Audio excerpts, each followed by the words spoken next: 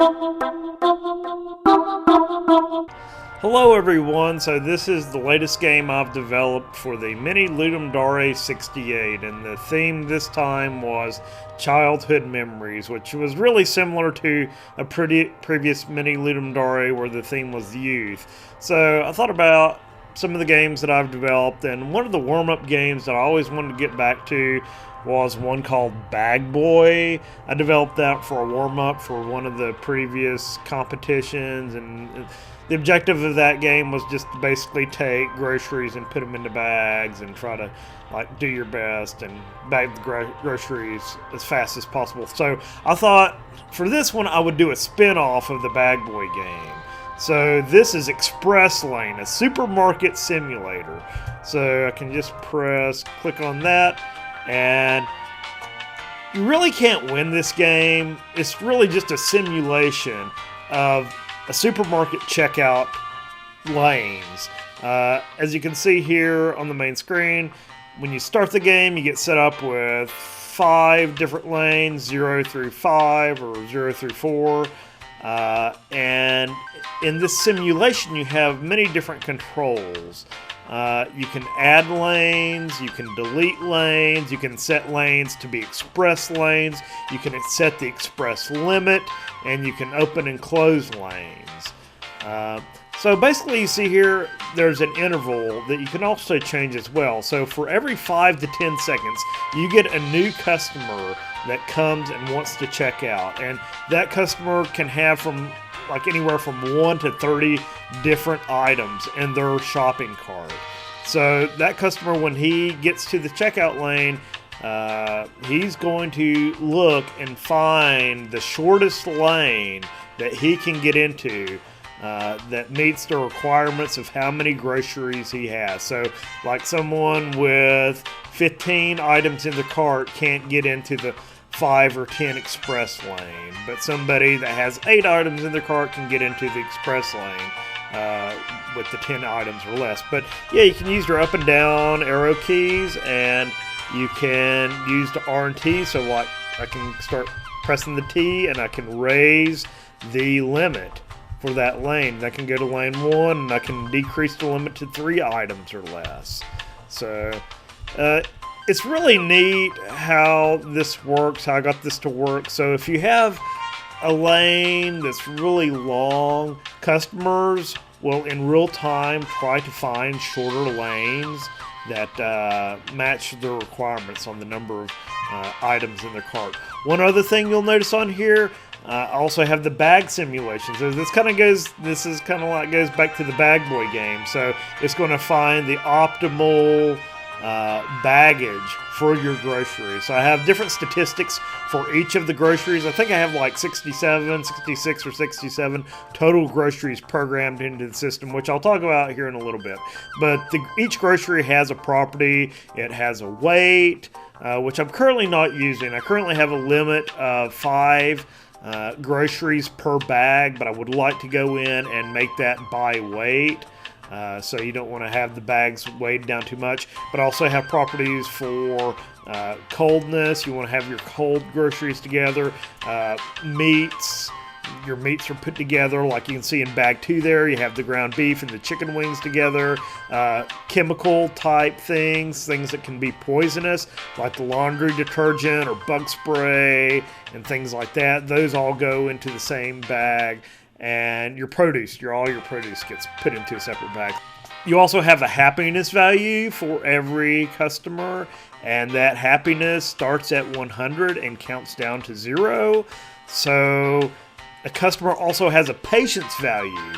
So I programmed it now so you just see patience low, medium, or high, but those are actually float values from 1.0 float to 3.0 float, and that patience value is multiplied by the time that customer has been waiting in line, the total time they've been waiting, and that's subtracted from 100, so that will give you a happiness value. So if somebody has really low patience, like this customer 30 right here, you can see his happiness is decreasing very rapidly. Someone with a high patience, which would be like a 1 float value, which they would only decrease their happiness by 1 per second. So that's how that works. And if the happiness value goes all the way down to 0, then they leave their store. I added this new statistic over here on the right side. This customer's left angry. So that means the customer left without paying. So that's sales that you have lost. But I'm going to go ahead and using the J, K, and L keys, you can actually change the rate at which people want to check out. So using the J, I can change that down to 2 to 4 seconds. So you lower that rate, that means more people are going to be checking out. You can also scroll. I don't have the best scrolling capability right now, but with the S and W keys, you can scroll and see all the lanes that are open. Then you change the lane by the up and down, so you can see the green bar showing which lane is currently selected. One neat feature is if I delete a lane, if I want to delete lane 3, customer 42 and 41, they're going to find new lanes that they can get into. So the customers never do leave the simulation unless their happiness reaches 0. So if you go through here and you delete too many of the lanes, I'm going to delete lane 2 and lane 4. So I really don't have a nice graphical display yet for this, but they get put in this waiting for open lane. That means there's no lanes currently open that can service those customers based on the item count in their cart. So I have 2 express lanes, one with 3 items, one with 20. So all these people have over 20 items. Now, if I go up here and I start increasing this value, you're going to start seeing the people in lane 1 hop over to lane 0.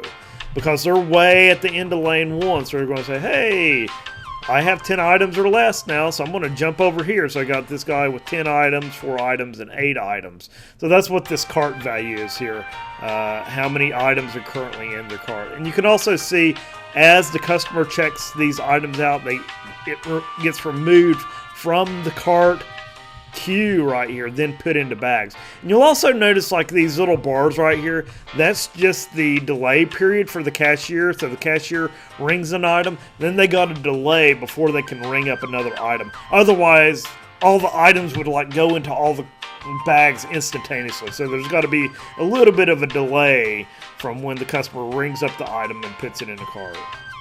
So, and actually go in and add a few new lanes. So, a new feature that I just added was this opened and closed. So, the reason I did that is whenever you create a new lane, you may want to put it in express mode. And if you just you create it and it's open, then everybody with how many ever groceries is going to jump into that lane. But this gives you the opportunity to set the express limit for the lane before you open that lane. So I'm going to set that one to 15. I'm going to open it. So you see there's a customer with 9, 15, 13, and 13. They just jumped into lane 7. And you can also go up, and for one of these other lanes, like lane 1, you can go and press C, and that's going to close that lane. They still retain their the checkout values, the total number of sales for that lane. But all the customers are going to get put into other different lanes. And if there was a customer currently getting checked out, all of the items in their bags are going to go back in the cart. That's kind of like a design decision that I had to make. It's well, if you close a lane, is a cashier going to continue checking out that customer, the last customer? And it's yeah, just when you close a lane, it's closed. And everyone in that lane, even if they're getting currently checked out, they got to find another lane or go to the waiting for open lane. So I'm going to scroll down, maybe open up a couple of more lanes down here. Press O to open, so a bunch of people are going to jump over to lane 8. See, the reason I have so many customers is because I have this rate turned up or turned down so low every 2 to 4 seconds. So I'm going to use the K and semicolon. I want to increase the new customer every 10 to 25 seconds. So that's going to be a lull in the number of customers getting checked out. So you'll see some of these lanes start to reduce the number of customers. I have a bunch of statistics that I've added over here on the right side. You currently have the selected lane, which you can also see with the little green bar. Total sales, that's the amount from all of the cashiers. So for each grocery item has a unique price. So basically every time the cashier rings up an item, that gets added to the total for that customer. Then when the customer finally checks out, that gets added to that sales value for that lane. I was also going to mention about these bars. You can see the bars decrease, and you have different cashier ratings. So a cashier rating of A, that means that bar is going to go down really quickly. That's the delay value. So that cashier can ring up items really quickly, like maybe once a second. Then you go all the way down to B, C, and finally D. So somebody with a D rating, like, let me go to lane 7, and I'm going to take off the express on that one. Let me add some more reduce the customer frequency down to 3 to, say, 10 seconds. So you can see lane 7, this guy rings up things very slowly. He has a high delay value. So this guy has a low patience value. So some of these conflicts is kind of interesting to watch. It's like, well, is this cashier going to ring up his groceries? He's got 11 things left in his cart. Is he going to get all those things rung up before the happiness value here reaches 0? So it'll be interesting to see if that customer leaves angry or not. So yeah, basically total sales is like the sum of all the sales from all the lanes plus the deleted lanes. I had to add a special case. If you actually just completely delete a lane, then that gets added to the total sales value. You have sales per second, so you can see that value over here. Changed quite a bit. So that's basically total sales divided by the total time of the simulation. I would like to have it where it has like a little bar graph, like a little stock market like graph where you can see in real time the sales per second. So you can see if things are going up or if things are going down. Total cost, so something that I just added tonight, which you really can't see right here. I need to have a display of the cashiers. So for each cashier, I added a wage value. So they get paid an hourly wage, which ranges, I think, from like $7.25 to $10. So for all the open lanes, it's going to, in real time, add up how much these cashiers are getting paid. So you could, if you have a lot of customers coming in, you can add a lot of new lanes, but then your costs are going to go up as well, so because you got to pay your cashiers to work. And then the total profit is basically just the total sales minus the total cost, which the sales completely outweigh the cost right now. If I was to develop this further, I would like to have it where you would actually have to refill stock for the items in your grocery store, and maybe make it whenever a new customer gets created, they come in with a shopping list, and then they only pick up things that are on their shopping list. And if something is unavailable in the store, then they either just don't buy that, or maybe their happiness rating goes down a little bit if they have something on their shopping list and it's not in the store. So that would mean you would have to order more. So then whenever you make that order, that would add to your cost, which would balance out the cost and sales a little bit. So you would see a little bit more narrow of a profit margin right there. And yeah, finally we have the time. So tonight I went in there and made it look a little bit better with the number of hours, minutes, and seconds, and then the milliseconds after that. I also wanted to mention I got this music from Incompetech, the Kevin MacLeod.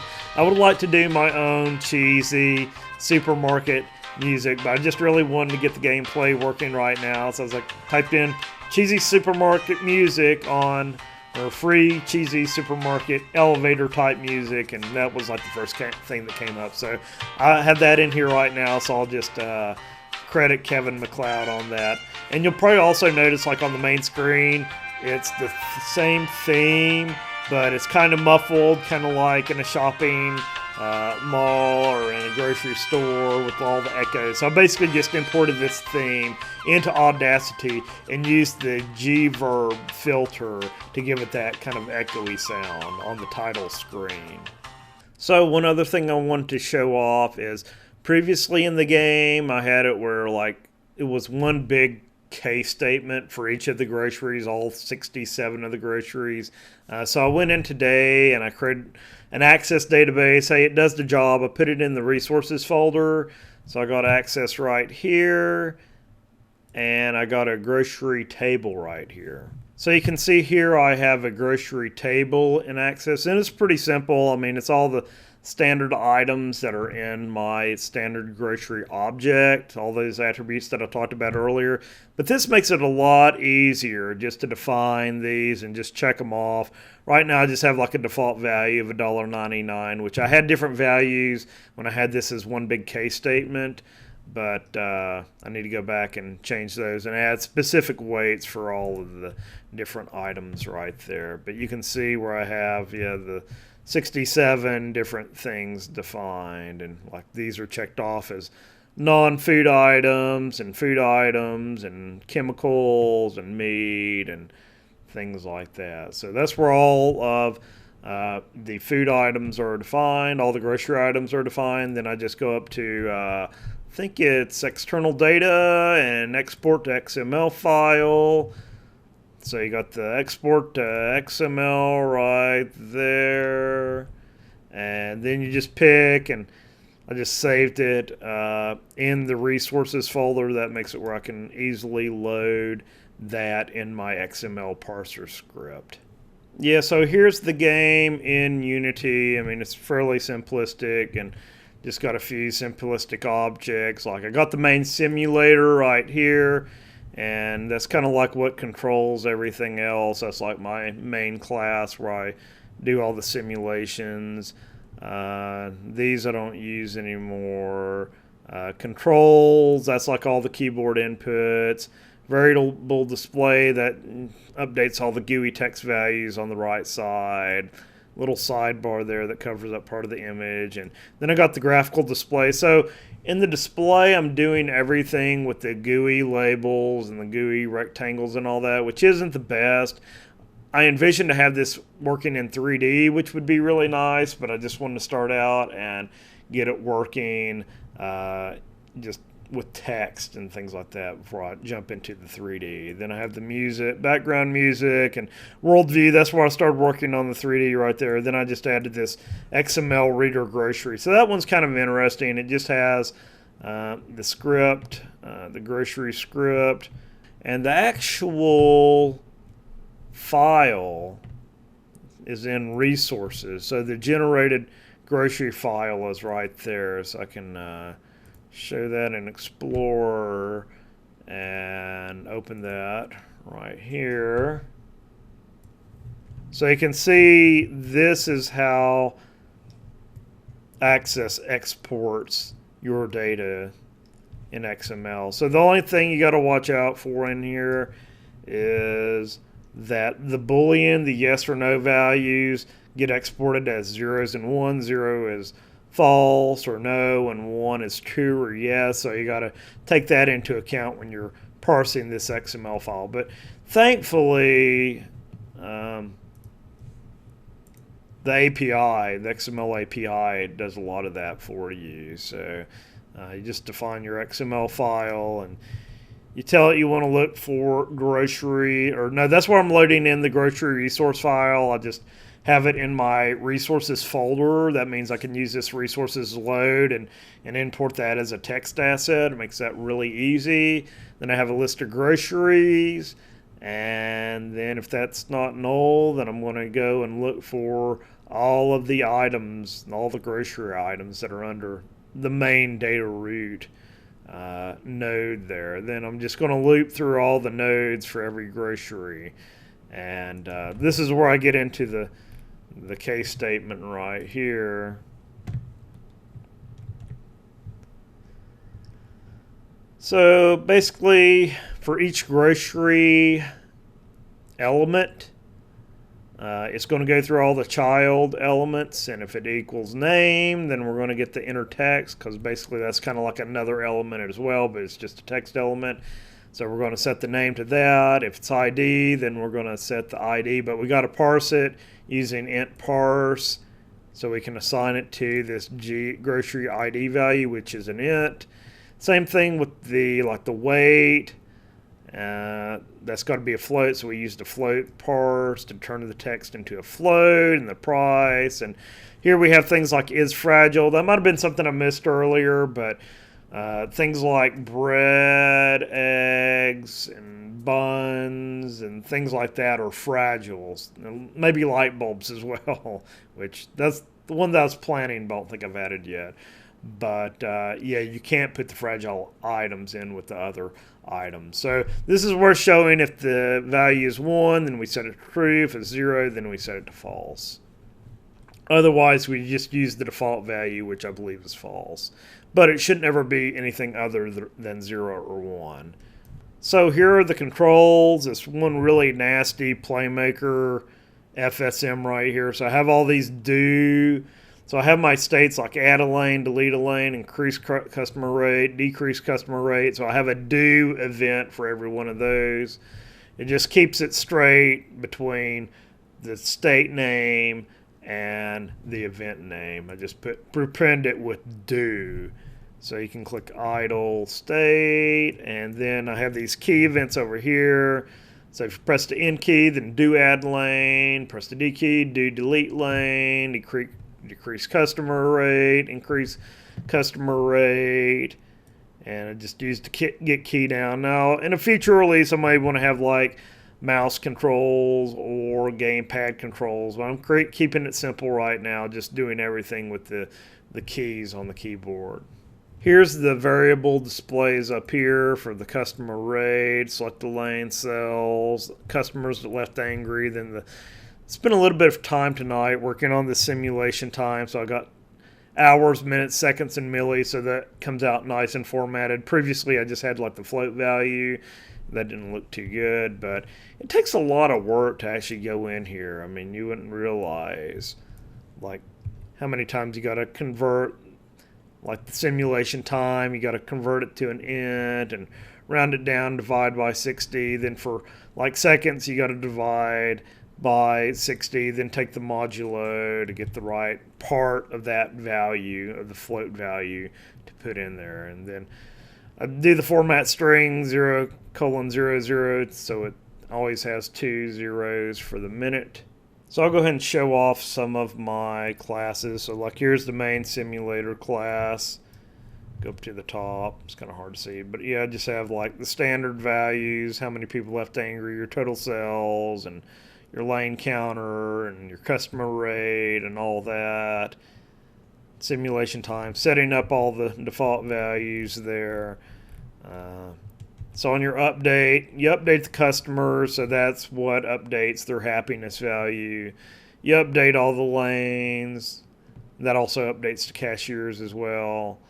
Then I have methods, put customers in the lane, so that's what takes it. If a customer's in a really long lane, they'll jump into a shorter lane. And that's what the check shorter lanes there does. I think put customers in lane, just take the people in the waiting lane, puts them in other lanes. Then process checkout, that's what rings up the items and puts them in bags. Then I increase the total simulation time. In the setup simulation, this is something I could probably put in an XML file later, but I just create 5 lanes. I'll set a couple of the lanes to express lane and set the item limit right there. Go ahead and set all those to open. Here's how a customer is made. Got a customer ID for every customer and number of groceries, and for how many groceries they had, I'm just going to call make grocery. And make grocery is like here at the bottom. That's where I had like this big monster case statement right here, which isn't the best way to do things, but it's easy to get things running really quickly doing it that way. But yeah, make a grocery.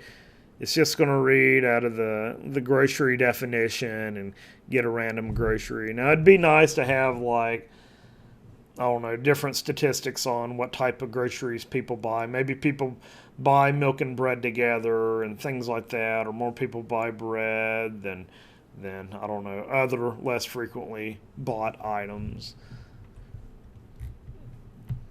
And then I have a lot of just control methods up through here, like decrease, increase. So for every one of those do events that I had in Playmaker, it has a corresponding function method in here, and that's what it calls. I used to call method action in Playmaker to call these. Then I got methods for like removing all customers in the lane when a lane is deleted or when a lane is closed. It does that. Gets the total cost. It leaps through all the lanes and adds the cost of all the deleted lanes. Same thing for get total sales. It leaps through all the lanes and gets the current sales for all the lanes and adds the sales for the deleted lanes. This is a get shortest lane method that I created. So whenever a customer needs to jump to a new lane or check for a new lane, then they'll try to find a shorter lane using this. Just leaps through all the lanes, find out which ones are open, if it is open, and if it's express, it's going to check the item limit. Otherwise, it won't check the item limit. Here's how the process and the checkout is processed. It goes through each of the lane, and if the cashier is ready, they don't have a cooldown, and they got customers in the lane, it's going to go and find the first thing in that customer's cart, and then I got a method, put the first item, that's what moves it from the customer's cart into a bag. And then we're going to reset the delay, so the customer has a little bit of a delay again. Then if all the items have been rung up, then we're going to add that to the total sales and then remove the customer from the lane. But I would like to have it where maybe there's like an exit lane or something like that. That may be necessary if I do like the 3D view of this, because once the customer has finished checking out, you don't want them just to disappear. You want them to like walk out of the store. But I'm going to have to think about this a little bit. I'm going to have to like do some of the programming that I did for the Sokoban game so I can actually tie a Unity game object to a game object that I already have created here. And I think I can do that through the IDs. I just have to find the ID of the matching game object that's in the data model, and then I can move things around using that. And just some simple methods in here for updating the customers. So yeah, then I have like the lane class. And these are all just very simplistic classes, just holds the cashier and is it express and an ID, is it open, and really not much going on in here. I mean, that's basically it. Now I do have one method, can enter a lane. That checks to see if a customer can get in this lane based on whether that lane is express and if the customer's number of groceries is less than the item limit, if it is an express lane. Then I got a bag, so each customer has a list of bags. So when they're checking out, it checks whether a bag can take a grocery based on its attributes, like whether it's produce or meat or fragile and things like that. So if a bag can take that grocery item that needs to be bagged, then this is what checks for that, and then it returns true if that bag can take that item. Otherwise, if it returns false, then we just create a new bag. I'd also like to add a statistic, say if you go through like 100 bags and maybe you have to actually reorder bags as well. I mean, I worked at 2 grocery stores when I was a kid, when I was a teenager, so that's kind of like how this ties into the childhood memories. I remember, yeah, we would run out of bags at times, so they would have to order new bags, and that cost money too. So that would add to the cost statistic. And here's basically the grocery, just basically all data, no actual processing or anything in here. And this is what gets populated from the XML. Then I have a get clone. So I basically have a list of all the possible groceries in the store, And whenever a customer picks up one of those groceries or whenever it gets assigned to their cart, I don't pull it from the data store, from the store, the main list of groceries. I make a clone of that. And unfortunately, there's no easy way to make a clone. I guess may be able to do that through serialization or something, but I just created my own get clone. So that basically just returns a new grocery object with the same properties as this one. So pretty simplistic. I mean, there may be more efficient ways to do this, but it could be possible that some property of the grocery could change, like if a grocery, something's on sale or something in the future like that, or if it's damaged or if it's reduced or something like that, then you would want to have a new instance of that grocery object and not just use the copy of the main one that's in the dictionary or the main data store. Here's my current graphical display. So this is the best code that I've written in the world. It's kind of like old school. I got the scroll up and scroll down. So whenever you press the W or S keys, that's going to scroll up or down. So I have and I haven't done on GUI in forever, but I did it for this one because it makes things a lot simpler. So I just basically have some background textures for each of the lanes and the weight bar and the active lane. Then I started working on actual images of the groceries. Yeah, that's going to take a long time to do all that, and I don't even know if I'm going to do 2D. I just grabbed some images like off the internet, some Creative Commons images of like an apple and bananas and cherries and things like that. So we're going to load in I got this Cosmic font that I'm using, so I'll load that from the resources folder. And this is where we go in, and for all the different lanes, then we're going to draw those on the screen. If it's selected, we're going to use the highlighted background lane. This is where we write the cashier rating right here, the total number of cells for the lane, and if it's express, then we're going to write how many items that express lane is limited by, and whether the lane is open or closed, that boolean right there. Then for all the customers in that lane, we're going to display those customers, their happiness, their wait time, their patience. I actually have like a get patience text, which converts that float patience value into a textual value. Then we're going to display all the items in the cart. So originally I had it where like if they had 30 items in their cart, then all 30 of those items are displayed. Now I just kind of cut it off. And you only see like the first 4 or 5 items in the cart, and that's limited by the label right there. So it only displays as much as in that box right there, which is defined by that W variable right there. And then we're going to display the bags right here. So yeah, basically the same stuff, all the items that are in the bags for that customer. And yeah, that's basically it right there.